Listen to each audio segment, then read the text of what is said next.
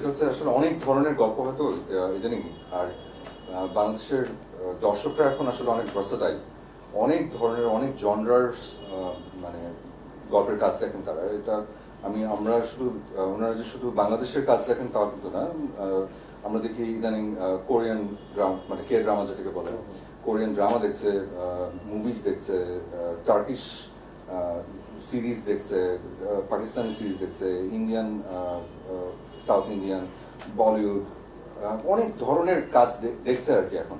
তো যেটা হয় যে এত ধরনের এক্সপিরিয়েন্স হয়ে গেছে আসলে আমাদের দর্শকদের, যারা রেগুলার দর্শক, গল্পের একটু খুঁটিনাটি কিছু একটা বললে ওনার কোন একটা না কোন অ্যাঙ্গেল থেকে আসলে একটু মিলিয়ে টিলিয়ে ফেলেন আর কি। তো যার কারণে গল্প নিয়ে কথা বলতে আসলে খুব ভয় লাগে আমার, সত্যি কথা। মানে বলতে গেলে মনে হয় যে, বা একটু ক্যারেক্টারটাও যদি একটু ব্রিফ করতে যাই, অনেকটাই রিভিল হয়ে যায়। আমার কাছে এই ভয়টা লাগে যে ওনারা আগ্রহ হারিয়ে ফেলেন কিনা, এই জন্য খুব একটা বেশি কিছু বলতে চায় না। থাকুক একটু, মানে আগ্রহটা নিয়ে একটু দেখুক, দেখার পরে একটু মানে কিছু একটা ভালো মন্দ কিছু একটা বলুক, এটাই চাই আর কি। খুব বেশি কিছু বলতে গেলে ধরা খাবো। প্রত্যাশা আগে কাছে শেষ হোক, মাত্র আমাদের ডিরেক্টর শৌখিন তো বললো যে মাত্র 30% হলো, এখনো 70% কাজ বাকি, তো অর্ধেকও আমরা পার হইনি।